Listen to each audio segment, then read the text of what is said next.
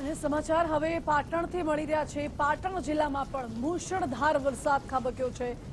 પાટણના રાધનપુર સાંતલપુરમાં ધોધમાર વરસાદ વરસ્યો। મેઘરાજાએ ધમાકેદાર બેટિંગ કરી છે। રાધનપુરમાં 4 ઇંચ તો સાંતલપુરમાં 5 ઇંચ વરસાદ ખાબક્યો।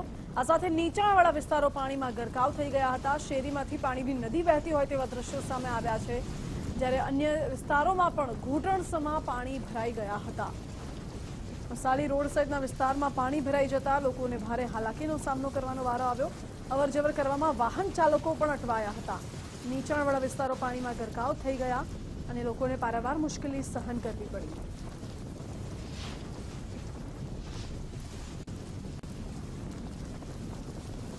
પાટણના સાંતલપુરની જો વાત કરવામાં આવે તો છેલ્લા 24 કલાકમાં 6 ઇંચથી પણ વધુ વરસાદ ખાબકી ચૂક્યો છે અને સતત 3 દિવસથી અવિરત વરસાદ વરસી રહ્યો છે સાંતલપુરમાં। ત્યારે વરસાદને લઈને નીચાણવાળા વિસ્તારોમાં પાણી ભરાઈ ગયા હતા અને પાણી ભરાતા સાંતલપુરમાંથી 10થી વધુ લોકોનું રેસ્ક્યુ કરવામાં આવ્યું છે, જે લોકો ફસાઈ ગયા હતા પાણીમાં।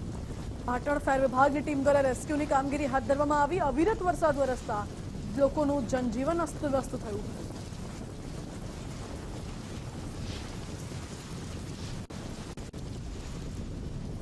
તો પાટણના સાંતલપુરમાં મોડી રાત્રે ભારે પવન સાથે ધોધમાર વરસાદ ખાબક્યો। સાંતલપુર તાલુકામાં ભારે વરસાદ થવાથી પાણી ભરાઈ ગયા હતા। સાંતલપુર શહેરમાં 6 ઇંચથી વધુ વરસાદ પડ્યો છે, જ્યારે આ તરફ ભારે વરસાદ બાદ નીચાણવાળા વિસ્તારો પાણીમાં ગરકાવ થઈ ગયા। લોકોના ઘરોમાં વરસાદી પાણી ઘૂસતા લોકોને ભારે મુશ્કેલી સહન કરવી પડી હતી।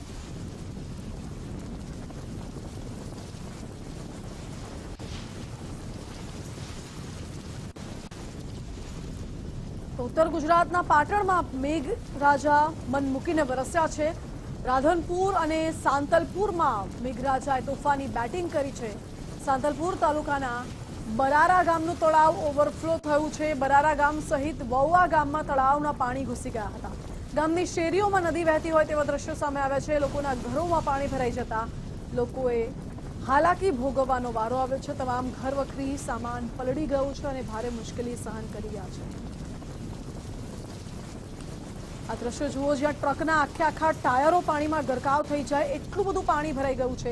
કેડસમાં પાણીમાં લોકો અવરજવર કરતા નજરે પડી રહ્યા છે। લોકો મજબૂર છે, કારણ કે ઘરમાં કોઈ પણ નાની મોટી વસ્તુ હોય કે કામ માટે લોકોએ ઘરની બહાર નીકળવું હોય તો આ કેડસમાં પાણીમાંથી પસાર થવું પડે છે। જ્યારે નીચાણવાળા વિસ્તારમાં તો લોકોના ઘરોમાં પણ પાણી ઘૂસી ગયા છે અને લોકો દોરડાનો સહારો લેતા પણ નજરે પડ્યા, કારણ કે પાણીનો પ્રવાહ પણ પ્રચંડ હતો। બીજી બાજુ સમાચાર હવે રાધનપુરથી પણ મળી રહ્યા છે। પાટણનો રાધનપુર અને મશાલી વિસ્તાર, જ્યાં વરસાદી પાણી ભરાઈ ગયા છે। મશાલી રોડમાં પાણી ભરાઈ ગયા। મશાલી રોડ પર ઢીચણસમાં વરસાદી પાણી ભરાઈ ગયા હતા, જોકે વાહન ચાલકોને ભારે મુશ્કેલીનો સામનો કરવો પડ્યો। આ દરમિયાન ભાજપ ધારાસભ્યના વિસ્તારમાં જ ઘૂંટણસમાં પાણી ભરાતા સવાલો અનેક ઉઠ્યા। લવિંગજી ઠાકોરના રહેઠાણ વિસ્તારમાં પાણી ભરાઈ ગયા છે। 6 થી વધુ ગામડા અને 15 થી વધુ સોસાયટીઓને જોડતો આ મુખ્ય માર્ગ છે, જે પાણીમાં ગરકાવ થયો।